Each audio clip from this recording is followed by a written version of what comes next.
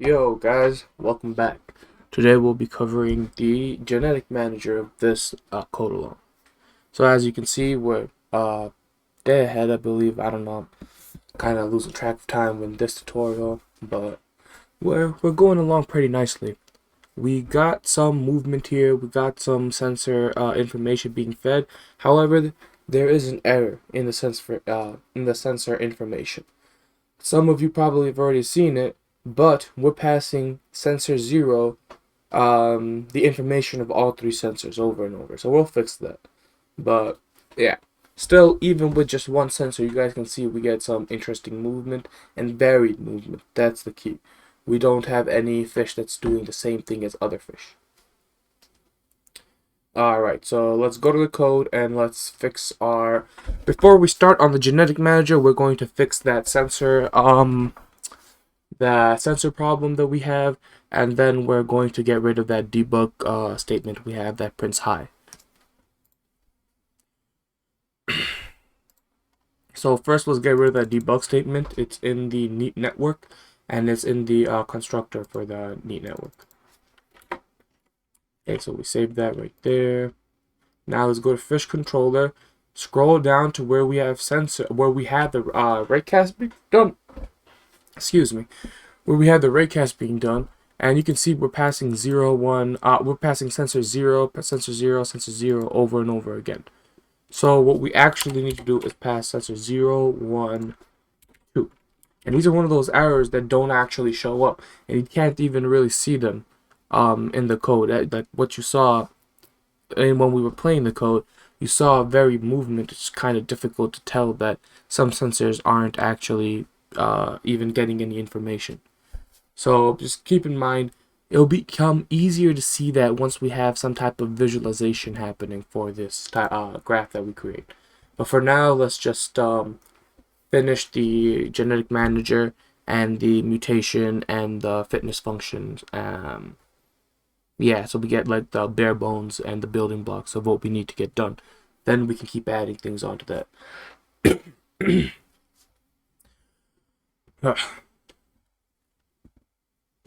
Alright, so we have our 0, 1, 2 sensors in. Let's go see. Should pause. Alright, let's go see how this does. Let's clear that and see if there's any errors. No errors.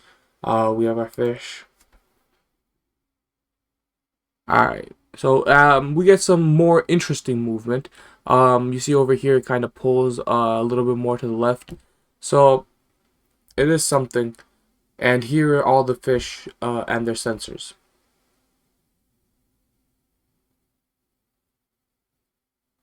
So they kind of go around in this circle and avoid the walls even now. So let's see if that case continues, just because I'm curious. Nope, this guy's gonna go straight up. That's just due to his network. Another thing we have to fix is that we have no collision happening between the fish and the wall. That's because we still have not added the rigid body to the fish, nor have we added the on collision enter function yet. We'll get to all of that, but we want to work on the genetic manager next. Alright, so we're going to delete all these fish right here.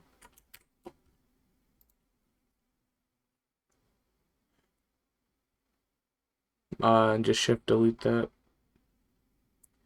Just make sure our fish controller is set up. However, it doesn't really matter because the input, output, and hidden nodes will pass from the genetic manager. So in the future, we'll make these private, and we'll also get comment the acceleration and the turnout because we don't need that anymore. The acceleration and the turn was only there so that we can see if the controller is working properly. Okay. And also, if you guys want to make like a fish that you can control, you guys can, instead of passing acceleration and turn to the move fish function, you can pass in the input.get axis for the vertical and horizontal. Okay.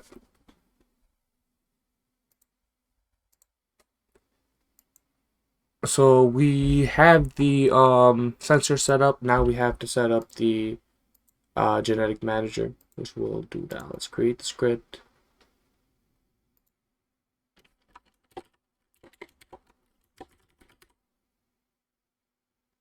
So we'll call it Neat G Manager. Okay, Neat Genetic Manager. And as I said before, my reference code is off to the side. I'm going to be going back to that to make sure that everything is correct.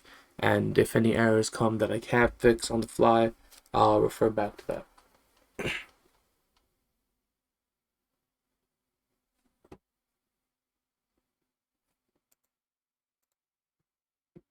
Alright, so here's our genetic manager, and yeah, let's get started then. For the genetic manager, we're going to have to start off by first passing it the prefab of the fish, right? What the genetic manager is going to do is going to spawn a group of fish, right, which will tell it how many to spawn. And then once those group of fish die, all of them are dead, then it's going to spawn the next group of fish and increment the generation. Okay, when it spawns the next group of fish, it's going to keep the best of them, and which will specify how many to keep, and leave a group of them. So the ones that are kept are their neural network will stay the same. The group that is left, their neural network will start from scratch again. Okay, in between that, we'll have a group that are simply that aren't kept the same but are modified. The group in between is the group that is going to be mutated, and that has its network grow and change. Okay, so any generation, the mutated group might be better than the best generation, and that's kind of what we're hoping for, is that the mutated group always gets better and better.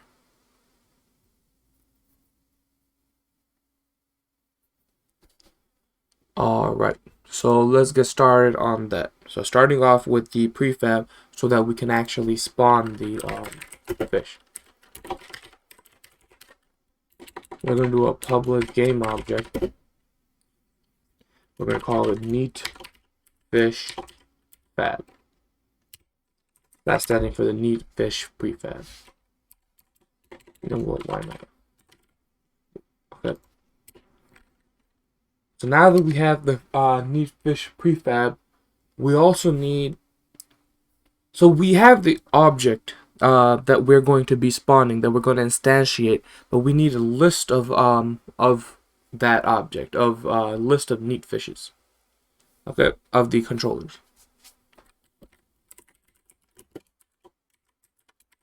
So we're going to have a public game object just like above, but this is going to be a list of game objects, and we're going to call this all neat fish. So we have our fish prefab, and then our all neat fish array will hold all the fish that we spawn each generation. So if we spawn 20 fish, our array will be of length 20, holding each of the fish, each of the 20 fish. All right. So we have our fish game object, but we also want to store each of our fish's network. So we want to be able to store each neural network so that if the fish's body dies, if his game object gets destroyed, we still have the network for the next generation.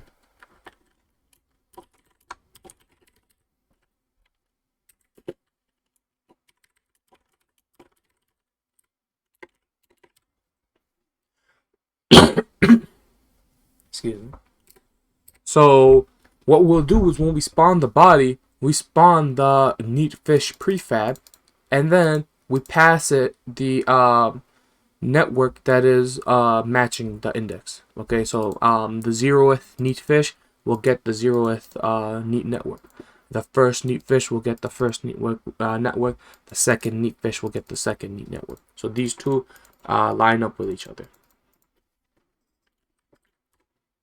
All right.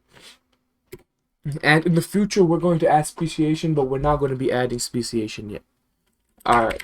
So we're going to define where the input, hidden, and output nodes are specified. So it's going to be public and input nodes, output nodes, hidden nodes. All right. Now that we have those, we can pass the input, output, and hidden nodes to each NeuroEvolution, so that when it's being when the network is created, we can just instantiate the network. Or we might also, a better idea might be to just instantiate the network here with the input, output, and hidden nodes, and simply get rid of that from the fish controller. So we'll see which one of those are a better idea, but for right now, we'll just keep going along.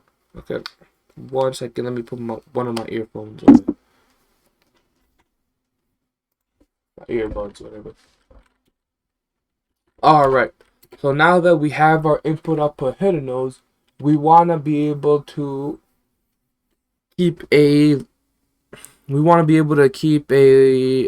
keep track of how many generations we have. So starting off, this is going to be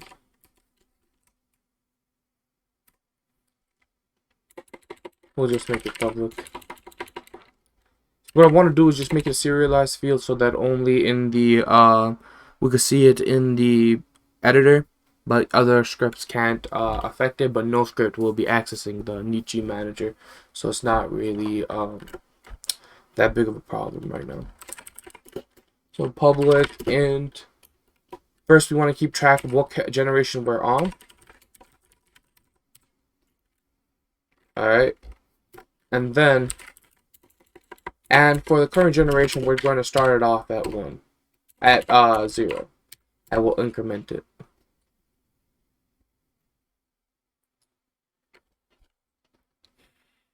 Next is going to be the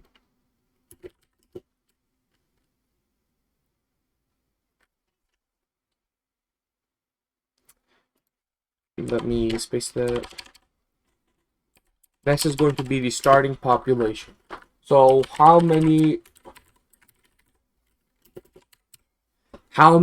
agents do we want in our initial population and our subsequent populations after that? So if we have 20 starting population, we're gonna have 20 people in every generation. Okay.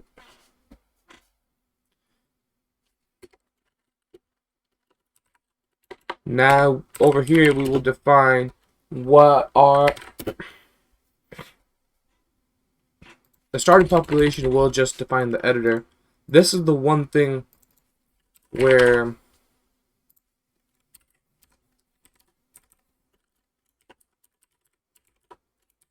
so we'll just do that for now, because then later I'll just get rid of that probably and not have this being displayed. Okay, so the starting population is we're going to define it. And then we want to keep track of what the keep best is. Basically how many we want to keep, how many we want to leave, and then with that we'll know that in between those we'll have the population that gets mutated. So if we have keep best to say 5, we'll keep and 20 population, we'll keep 5 of the best of them. And okay, so we have keep best to be 5, and leave worst to be 5. Then we'll keep the 5 best, we'll drop the 5 worst, and we'll still have 10 agents that will get mutated. Okay, so that's like 5 plus 5 minus 20. So we want to have how many we want to keep and how many we want to leave. Alright. Next, we want to keep track of,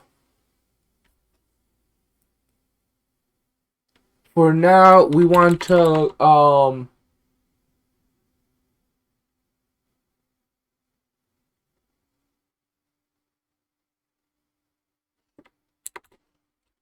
alright, so for this part, we want to keep track of how many are currently alive, so that we know how many, so that we know when the agents hit 0, we have to repop. We have to start the next generation and do the mutation and respawn all the bodies because they've all died off. Okay, So we'll have the public int current alive, and we'll also have the private bool repopping equals false. So anytime where repopping, well, anytime agents are alive, this is going to be false. But when all agents died, this turned true, causing agents to spawn again and the function for the repopulation to be called. All right, so that's our variables, the majority of them. These are part of the game objects that are going to be lining up and that we're going to be using to spawn the networks into. Okay, so these are the game objects right here. They're going to be a list of the neat fishes, and the neat fishes will get the networks in them. All right, so let's save this. Let's see how it's. Let's make the object in Unity.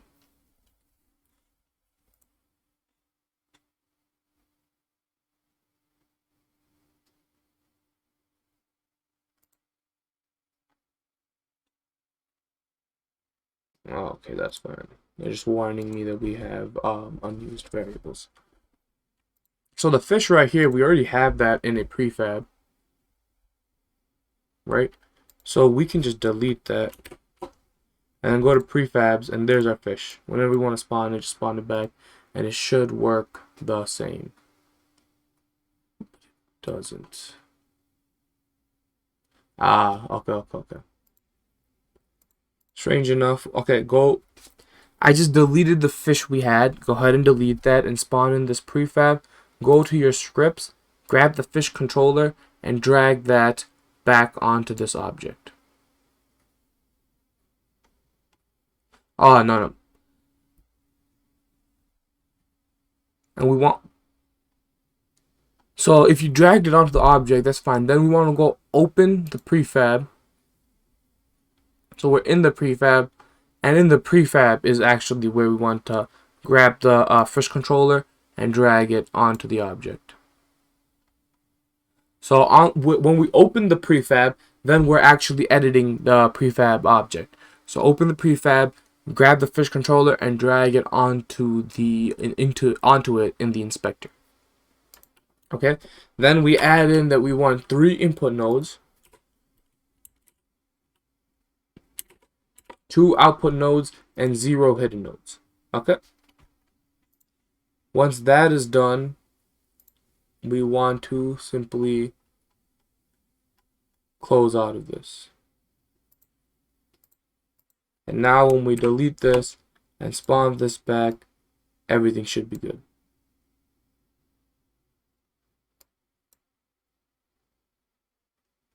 See, when we scroll down, now we have the fish controller attached. So when we press play, yep, we're getting the movement that we saw before. So let's delete that back. And what we will do is go back to our script. Oh, no. What we'll do now is create the genetic manager object. So what we do, create empty, solve this G manager, and we want to reset the transform. Now drag the new G manager script onto that object, and we have to now define our public variables.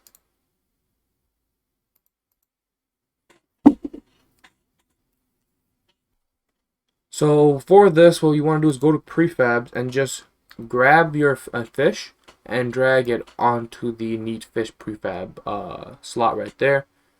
All neat fishes are going to be populated by the script itself. It actually shouldn't even be public. However, when it's being populated, for right now, I want to see it in the editor and see how it gets populated.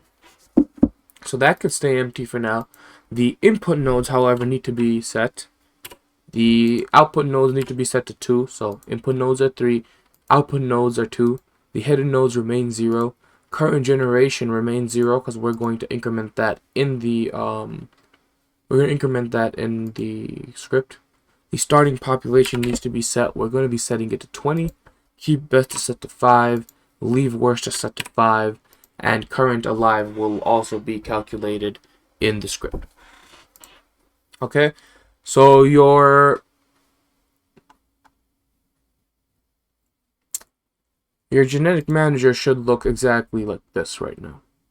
Alright, just copy these values over, but if you guys want to play with the values, you can. The only values that really need to remain the same are the 3 input nodes, the 2 and the 2 output nodes.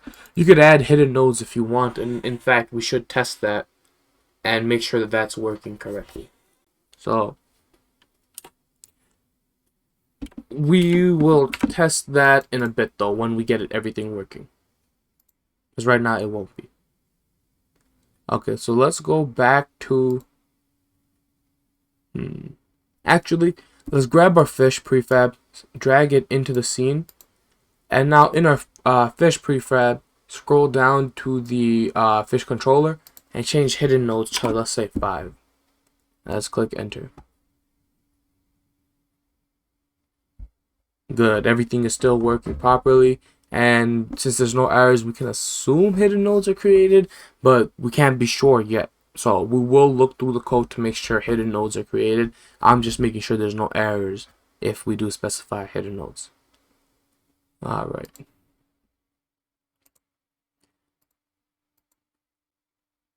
I would like to make sure that hidden nodes are being created though, so I'm going to go through the node.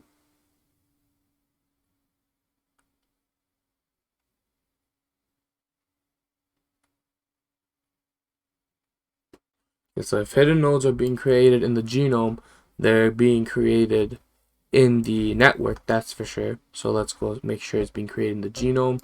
Right here we see that hidden nodes are being created in the genome, and they're being tagged properly, and they're being added to the node genes, so they are being built off of this. So that works out perfectly. Now no, I'm not going to do all that. Okay, so things look like they're working good. Even though we can't be entirely sure because we do not have the visualization, they still look like they're working okay. And in the future, we will make sure everything is working right.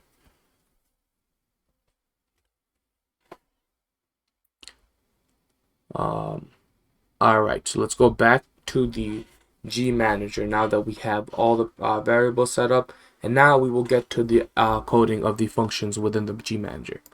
Alright guys,